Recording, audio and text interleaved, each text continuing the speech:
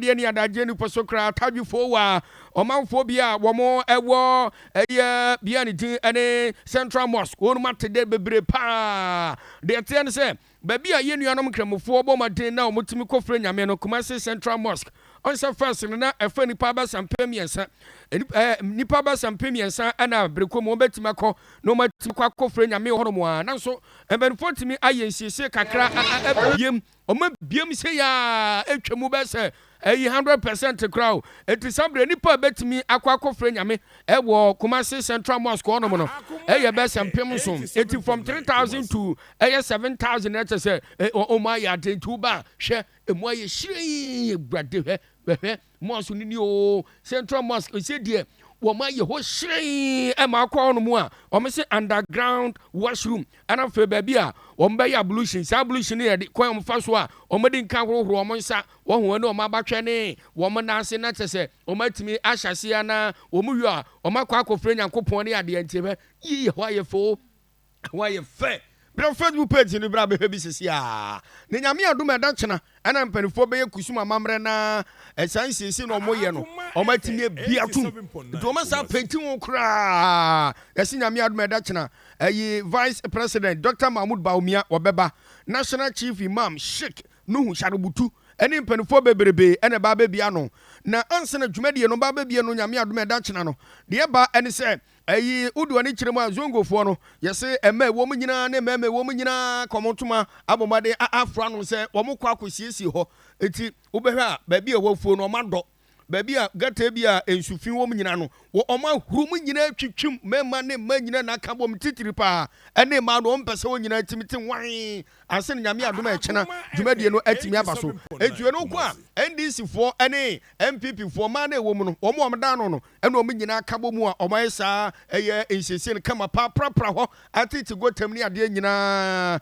na moma yenti hajia zina bisalo wono na apie mu asantemantam se ya MPP amnyoko no wotwera na so woye ohwe omusikasem so etimi ademom na moma yentie ne nsem ne bi ye prapra na agenshira ye de kan say oba Zongwa politics ewo ho NDC MPP but enne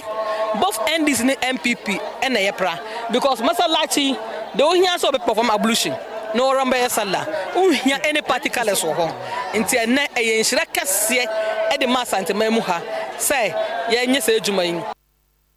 enti wei eye hajia zina busalo ana yate ne nke na no si ye no onsana meka se we de NDC fo tua MPP fo nso tua omsi we de nya amanyosem dabi we na se ni nyina timi boa na no kwa na kom nyina ebomu enti hajia ramatu wono so kɔ asoanse a NDC amnyoko no de oboaboa edoma no ede mu omo wono so kobi na okobi ne wanka bi a otene fie da ya na nkeye ye pe peace ye pe nkabom ejuma na yeye nne yi wa ha ya fro bia mpenyimfo nkwala youth ema mema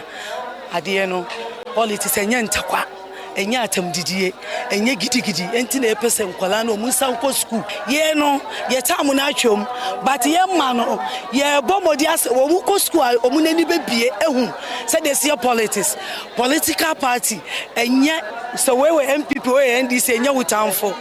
Zongo ase NDC wo babia MPP wo babia enti we de nya manyosem enye politics asem kra we de nkabo mu o nyina kabom ti wo ban Facebook page no hwese ya nyame adom e chena de ayi asoanse ne mpata mu ne kondo jai me kondo edem ho aye me kondo kai e wa kondo enti from 3000 to 7000 na to say we de be 110% ana omodai science no okay Kumasi Central Mosque yo yenwie wo ho no no yo eti yewie ewo me hade na ye bekwa homa so na yakotwe nkomopa Emmanuel Soa abeka yensa wa homa no so enche ene ye drei